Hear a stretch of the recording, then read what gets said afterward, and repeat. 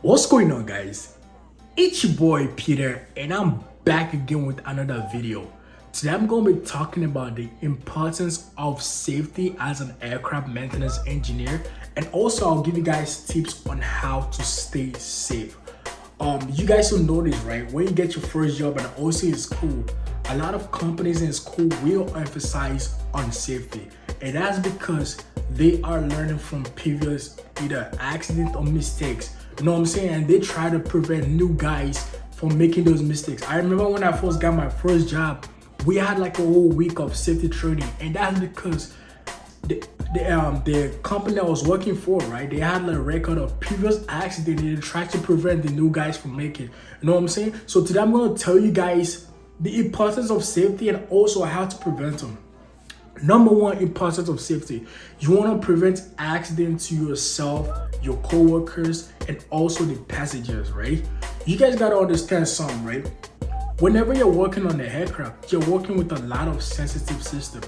I'm talking about hydraulics, flight controls, AC, DC, power. Well, you know what I'm saying? Like, it's a lot of sensitive systems you're working with. And every little details, every little procedures matters, because that could cause accident to yourself, your co-workers, people around you, even the passengers. You know what I'm saying? So that's why there's procedure you gotta follow. That's why there's PPE you gotta follow. You know what I'm saying? So that way, the same way you come to work is the same way you go. I'll give you guys an example, right? I remember when I first got my first job as an apprentice.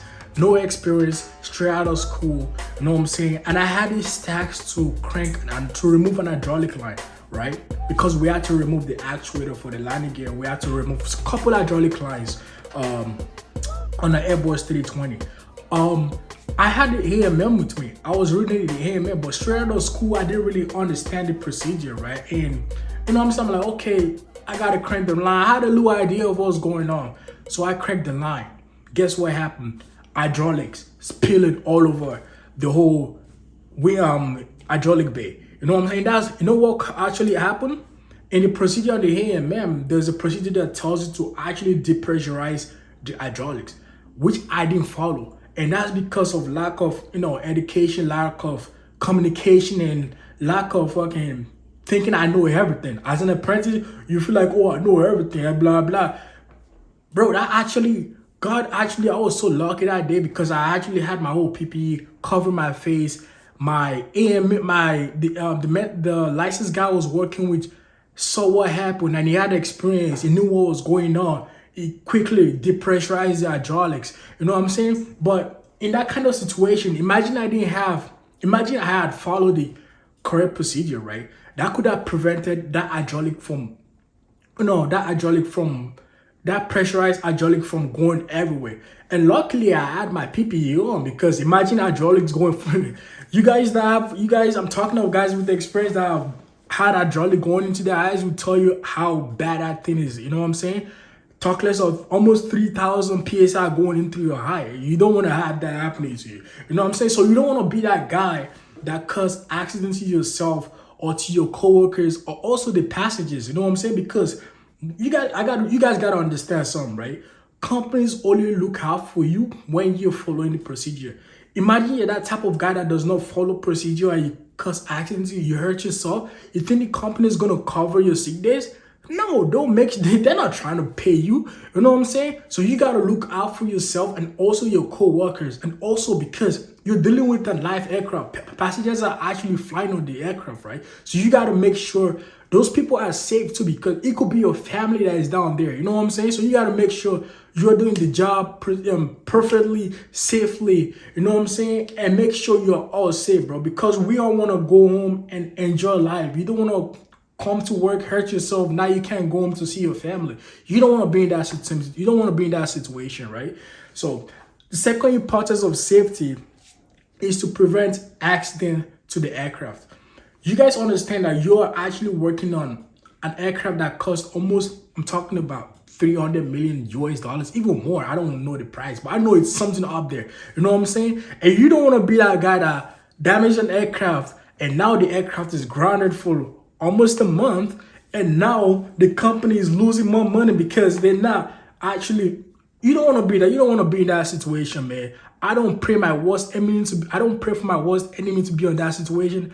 I have seen people, I've heard stories of people being in that situation, and trust me, it's not fun. You know what I'm saying? So whenever you're working, you gotta understand, whenever you're working around an aircraft, take every safety procedure to prevent damages to that aircraft, because every little accident to that aircraft is gonna make the aircraft grounded, and it's gonna cost the company a lot of money, not only to fix, but also they're losing money on passengers. You know what I'm saying? Now they have to try to get another aircraft to fill in that aircraft you cause damage to. You know what I'm saying? So those are the two importance of safety. And now these are the tips on how to prevent, how to work safe, right?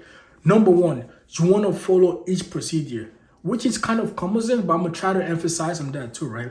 So there's AMM, there's a lot of procedures, company procedures you gotta follow, man. Trust me, those procedures and safety precautions are there for a reason. Companies have learned from mistakes. That's why they have those procedures there. Like that hydraulic system. If I had followed that procedure, trust me, man, that would not happen. But imagine I didn't have that PPE on. I didn't have nothing covering my face. Man, how could I have been screwed right now? How could I be blind? Because I'm talking about 3,000 PSI going through your eyes, directly to my eyes, bro. You know what I'm saying? So that's why I'm here to tell you guys, also from personal experience and from friends' experience.